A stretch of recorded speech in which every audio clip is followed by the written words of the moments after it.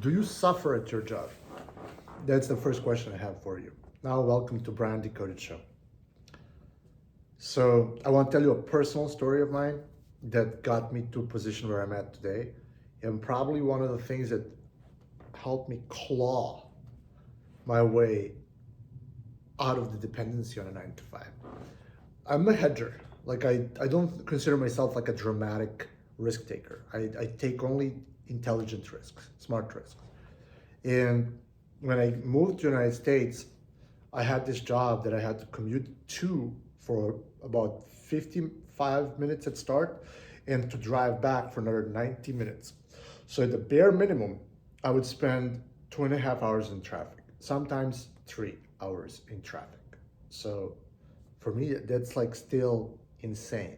So when we have a need for the money, we are not going to act in our best self-interest. So especially given the fact that a lot of us are acting towards money in order to maintain their self-worth, right? A lot of times we are equating ourselves with materialistic possessions in order to status signal that we are an individual of value. So that is society's ingrained mechanism to show each other who's who, and we're playing these status games. And somehow we are hardwired to purchase the things in order to showcase to the world that we are a person of value. So there is this massive connection between your personal feeling of self-worth that is attached to your perceived net worth. So you're buying items, right? Like that will help you identify as a person of higher status. Now, the thing is, the people that want to identify themselves the hardest are the people that have the least amounts of money. And I think that there's probably some psychological documentation of this phenomena, but I know for a fact that a lot of broke people, the first thing that they buy is their iPhone. And I'm meaning like people that are literally dead broke because they're holding that iPhone in their hand the whole day, all the time, every day. And that's the one thing that's making them feel not poor, even though they're like dirt poor. That iPhone's making them feel I am not poor. Because I've been reading about this phenomena for multiple times, and it totally makes sense. Like if I was that poor, I would definitely at least have one thing to say. I'm like, well, I got this, you know. So that is one of the fundamental reasons of how people are getting trapped in the jobs they hate. So I want to say not all jobs are bad, especially remote jobs. They are the greatest equalizer and greatest contributor to personal happiness and well-being. I have 25 remote employees. I love them all to death, and I've created a job for them that I hope they don't have to escape for 2 to 3, 4 years, right? Because that is a job that I would stay at. The biggest thing that my previous employer got wrong is forcing me to come to the office, especially when I was a self-driven, self-starter individual that didn't need any supervision to work. So starting with that hypothesis, I want to say that there is this need for certain group of people that are spending this crazy amounts of time in the commute doing the job that they hate. That is the perfect thing. That like this, if you are commuting like crazy, so driving back and forth to and back from work, and while you're commuting like crazy, you are also doing a job that you hate, you are having an impossible situation in your life. And the amount of misery that you feel right now, I can only say that I truly empathize with that. I've been through it. I can't say that I hated my job. Like my last job, I actually loved what I was doing, but the misery that I felt from the commute was mind-boggling. I can't explain to you guys how much I hate to commute. I hate commute so much that currently I don't have a car. And the thought of getting into the car and getting stuck in traffic makes me want to throw up. It's one of the vibes that I utterly detest. And that's the thing. I don't attach myself and my sense of identity to my car. I like if I want to feel particularly luxurious, I'll order myself an Uber Black, right? That's the mindset. Oh, if I want to be fancy, I'll pay extra for my Uber. That's the extent of it. I don't want to drive. I hope that I won't have to go through another commute ever again. I'm making it my life's work that I never ever have to experience commuting and creating a lifestyle in which the car is absolutely not necessary. You don't need to have a car. Cars are irrelevant. They're outdated concept. The car ownership, in my opinion, is not a necessary part. The thing is, American identity is hardwired into the car ownership. So the people actually are going to spend substantial amounts of money in order to have a car. My next car is going to be a Bentley. Like I'm done. But only when I feel that it's totally not impacting the business operations, etc. I could buy it right now, but it's crazy vibes because I am spending more money on software right now than I would on a car, on that particular car. So the focus that someone who's strapped, and I'm saying like this is a double entendre, so I can't relate to this feeling of being stuck in a traffic heavy commute doing the job you hate because you think that you have to do it. And I understand there's a lot of people that are parents that are assisting a loved one thinking that there is no way out, that they're in debt, they are under mortgage, they have to pay the bills. And the thing is, there is a way out, but it requires you to start thinking differently about risk taking and understanding that you have to start thinking exponentially instead of linearly. And the linear thinking is attaching the money to the time. There's a linear income generation. Like you are generating income based on the time that you're putting into the work. And the first leverage that you could make would be to leverage other people's time to sell the same labor. That was my linear thinking. It took me infinite amount of time, and I mean literally infinite amounts of time, to get to a point where I started to see things exponentially. I started to see the content as the way to extend my own consciousness in order to generate more wealth. And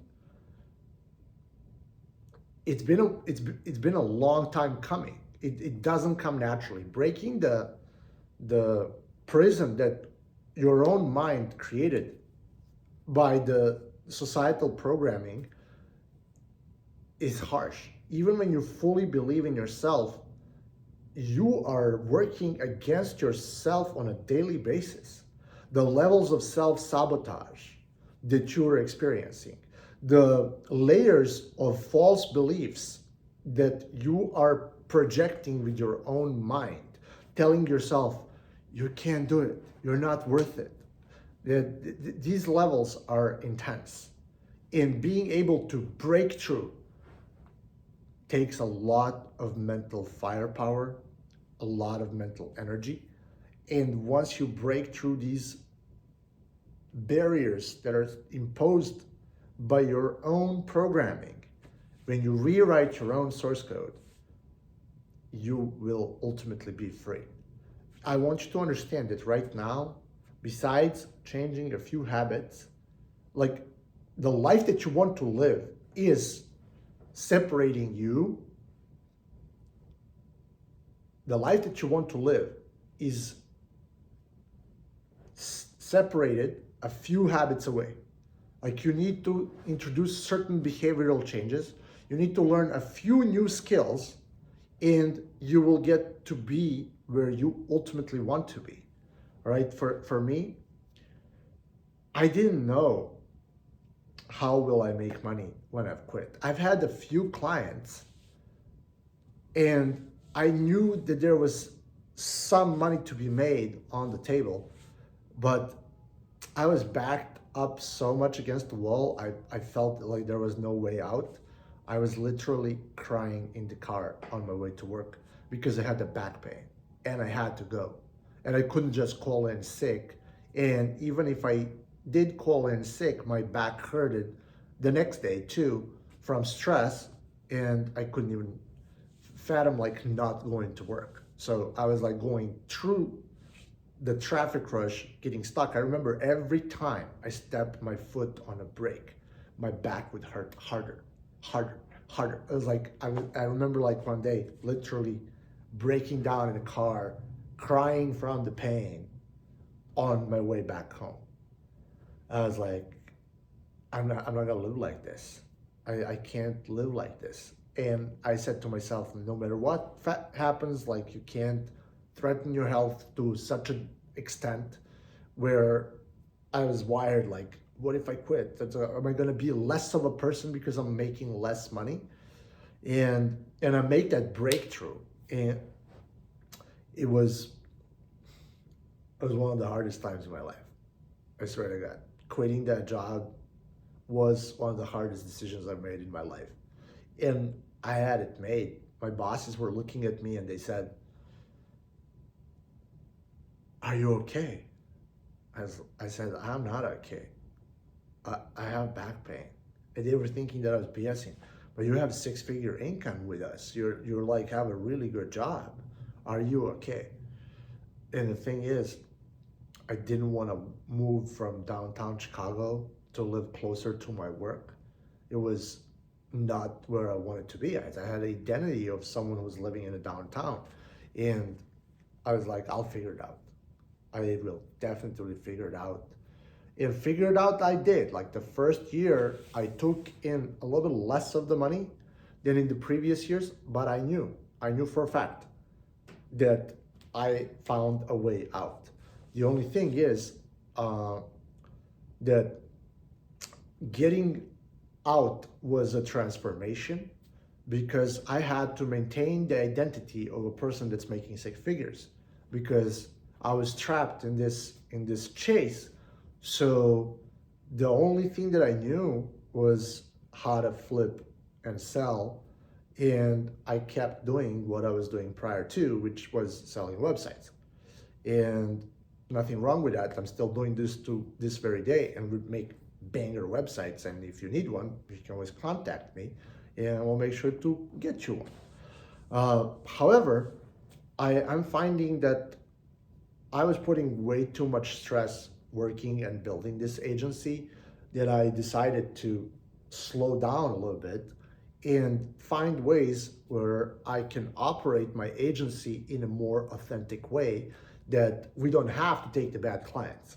And there's a lot of bad clients out there. And I know that there's a lot of bad clients out there because I also know that there's like 95% of the clients are good clients. But those 5%, if you are entering into relationships without having to supplicate to a bad client, you are going to have a much easier life because 5% of the bad clients are giving you 80% of the headaches. It's like exponential. Like the 5% of the bad clients are going to be, I wouldn't say 80%, but 50% of your misery is going to come from those 5%. And oftentimes they're not even making you that much money.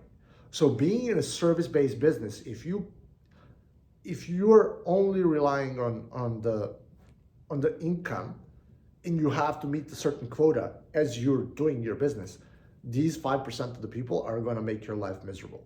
So there are certain things you have to be aware as you're moving away from the employment.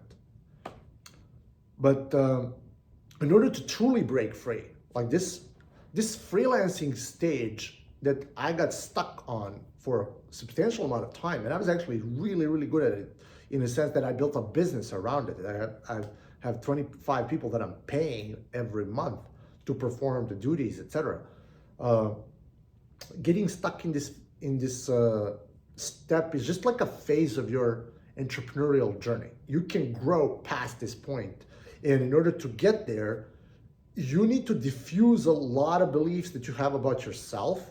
And once you do, you will hit the next level, because at that point you will know that you are capable of making money without trading your time for it. And a lot of times it's a metaphysical unlock in your brain by you rewriting your own source code.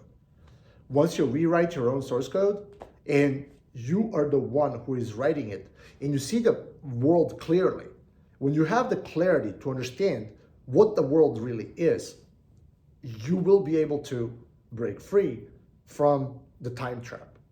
And it will take a lot of effort. It will take a lot of energy to break through this. And the one more part that a lot of people do not appreciate, and some of you might not like it, but if you're not a competent individual that you can fully execute by yourself without any single other person helping you out in creating your business, you are not going to make it, especially if you don't have the investors. And if you do have the investors, it means that people think that you're a qualified individual already, so it becomes like a self-fulfilling prophecy. But a lot of people, they are not capable. So if you're not a competent individual, or if you do not want to become a competent individual, you breaking through from a 9-to-5 job that you hate might not be possible, because you're just not good enough for it. It is a possibility. So some people should think about this through and consider, am I willing to put so much effort into behavioral change and to change who I am from within? And am I capable of changing who I am in order to become the person that is worthy of receiving the blessings that are coming to you? Like that comes only by knowing and having the confidence in yourself that you can make this transformation. Because if you don't change who you are, you might get temporary wealth and lose it all over again and detach from the energy of abundance. You have to live in the abundance. Abundance has to be your absolute truth. Without it, you will perish. It's not possible to grow if you're not energetically linked to abundance. Whatever it is that you're doing, you have to break free. You have to break free from societal programming, because if you have a nagging voice inside of your head saying, you can't do it, you can't do it, and that's a part of your programming, you're going to self-sabotage forever. And then you're going to die in self-sabotage, not reaching your full potential. You have to learn how to let go. And with that, my friends, I'm concluding today's episode. If you want to learn more about practical ways, not philosophical ways, on how to make money, on how you can actually do it, join conversioninsider.com. It's a newsletter. It's completely free. I send a few emails per week. All of them are banger content full with practical advice. So I hope to see you on the other side. And Ryan Decoded, over and out.